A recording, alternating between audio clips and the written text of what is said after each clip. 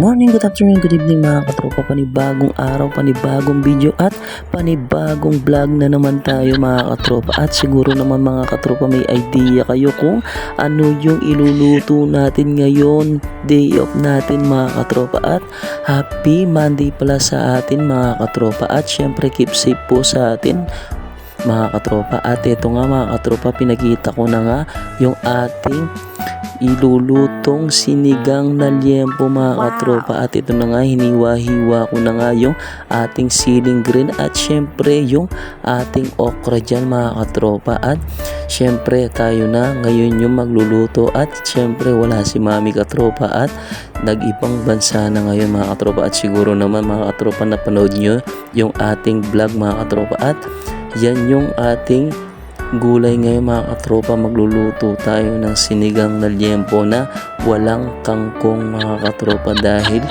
ewan ko kung wala akong makitang kangkong dito sa talipapa ng Pandakaki, Mexico, Pampanga mga katropa. At ito nga mga katropa, hiniiwa na nga natin tong labanos mga katropa. Tingnan mo naman. At syempre sasarapin natin yung luto natin mga katropa. At syempre tayo na yung araw-araw na magluluto ng ating mga baby katropa mga katropa. At ito mga katropa, sensya na kayo mga katropa, ngayon lang tayo nakapag-vlog mga katropa dahil medyo busy tayo ngayon. At yan na nga yung nahiwa natin mga gulay mga katropa. May pechay tayo dyan at syempre pinapakulo na nga natin yung ating liempo dyan mga katropa. At ito na nga, pina-pressure cooker natin para mas lumambot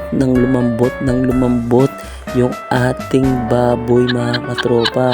At ayan mga katropa, nakikita mo naman mga katropa yung ating inahandang sangkap ng ating sinigang na liempo. At yan nga mga katropa, nilagyan ko na nga ng asin yung ating liempo. At syempre yun, nilagay ko na lahat yung mga ingredients natin dyan mga katropa para sabay-sabay nang lumambot yung ating nilulutong sinigang na liempo. At sabik na nga ako dahil nagugutom na si daddy katropa natin. At sa lahat ng hindi pa po kumakain dyan, syempre kumain na po tayo at samahan nyo na rin ako magluto ng sinigang na liempo mga katropa. Yan, tingnan mo naman mga katropa. At siguro ngayon pa lang kayo nakakita ng version ng magluluto ng sinigang na baboy na walang kangkong. Yan, nilagyan ko lang yan ng pechay mga katropa at nor sinigang gabi, baka naman.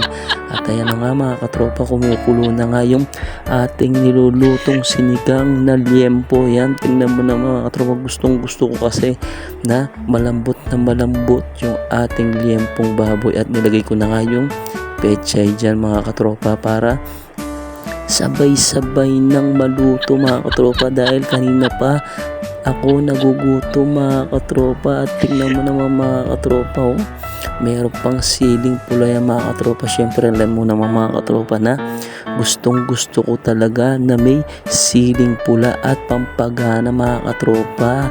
At ito na nga mga katropa, habang hinahalo natin mga katropa, syempre sasayaw muna tayo dyan.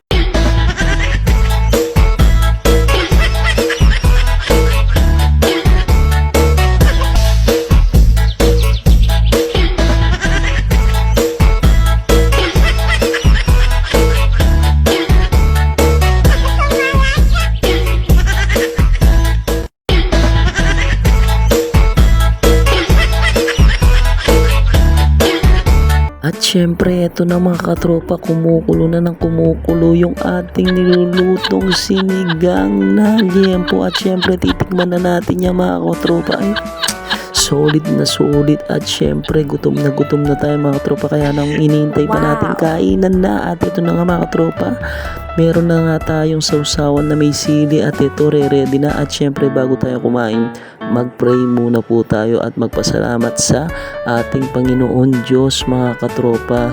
At ito na nga, syempre first bite natin mga katropa. Yun, thank you Lord mga katropa.